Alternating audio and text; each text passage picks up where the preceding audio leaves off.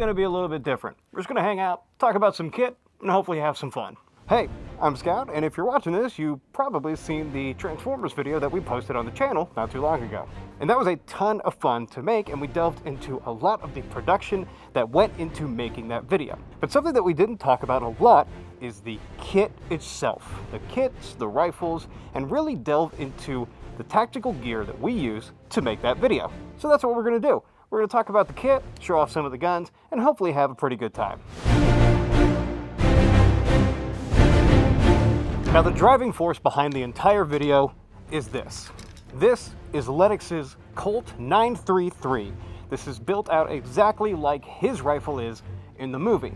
We delved into this a little bit during the video, but we're going to show it off here again just so you guys get a second look. The Colt 933 is an 11.5 variant of the M16 platform. It's not the same as a Mark 18, it's got an 11.5 barrel as opposed to a 10.3, so you do have a little bit sticking out right here. Now what's unique is that not only does he have an 11.5, but he also has a very aggressive brake over here at the front. This is a Yankee Hill Machine aggressive flash hider up here at the front. It's got some spikes over here at the end that makes it a little bit more aggressive. And overall, like I said in the previous video, I'm having a ton of fun with the 11.5. Now the upper and lower, as you guys probably know, is Palmetto State Armory. I have used their parts in a lot of stuff, and this is absolutely no exception. I'm sure I'm going to get flamed for putting an arms rail and a Peq 7 on a PSA rifle. And speaking of the Peq 7, that's something that a lot of you seem to be interested in. And honestly, I don't really have much information for you. The original idea is that it was designed to replace the Peq 2. It came with a whole MAD setup with a grip that would replace the bottom rail of a quad rail for an M4, but at the end of the day, it just really didn't do anything that different from the Peq 2. It even has the same form factor, which is why I mistook it for a Peq 2 originally. But it ultimately ended up losing out to the Peq 15, and that's why you see thousands of them all over the place, and why the Peq 7 really is mitigated to Transformers and just lost to time altogether. The upper and lower are really not anything special. They are mil-spec upper and lower parts from PSA, basic bolt carrier group, but like I said, we do have a super selector in this lower. Now, obviously, the talking points on this thing are the arms rail and the Peq 7, which we have already sent back. But again, big thank you to Nick Shed for lending us that for the video. We really greatly appreciate it. But we are running an arms rail on top of this thing, basic A2 grip, basic USGI mags, aim point comp M2, PVS 14 on the back, with a Voltor stock with the square plate at the bottom. And we also do have a single point sling attached to the back of the buffer tube. Topping off with a Surefire M900 grip. This is a very, very cool rifle, but it is decked out with a lot of weird stuff. Definitely one of the most unique rifles that we've ever shot on the channel, and probably something that everybody has seen, even if you really didn't know it. Now, in addition to making sure that we were very, very accurate with the rifle, we also wanted to make sure that we were accurate with all of the other kit that Lennox was wearing as well, even including his 1911 sidearm that we have in a Blackhawk Sherpa holster. This is kind of one of my favorite ways to carry a pistol. I get it, you can make fun of me, but I love the drop leg holsters, and this thing is just absolutely perfect for me.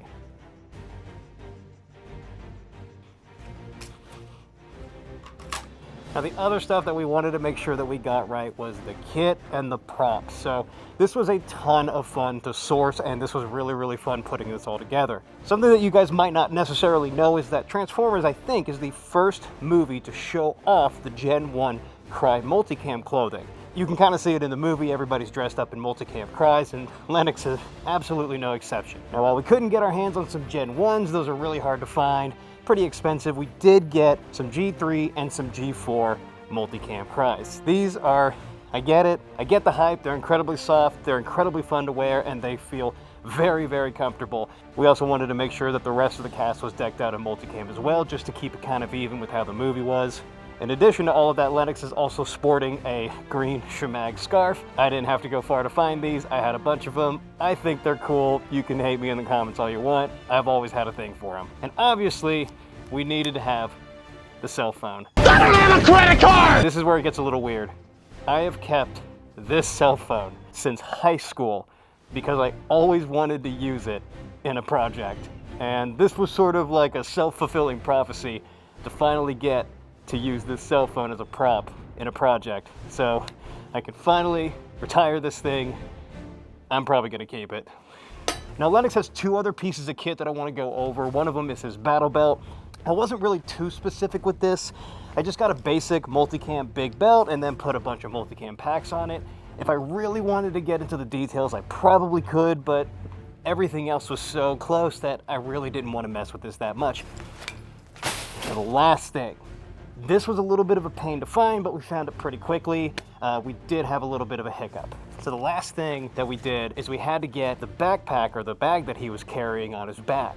Now, originally I started looking around both Amazon, TaxSwap and stuff like that for any information that I could find.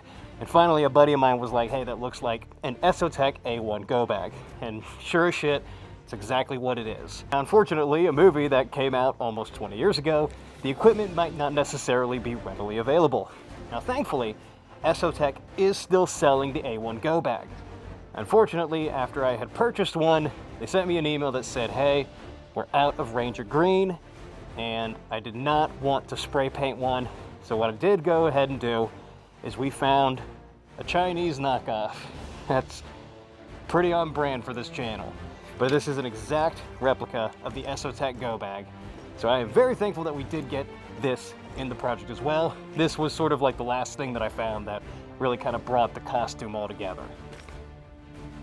Oh, the other thing that we did go ahead and do, I tried to match the patches that he was wearing on his Crye as well. So this is a Soxcent Airborne Ranger patch, and then on the other side it's a Ranger patch, but I didn't get one of those in time, so I went ahead and threw the Medal of Honor Warfighter Medal of Honor patch on the other side.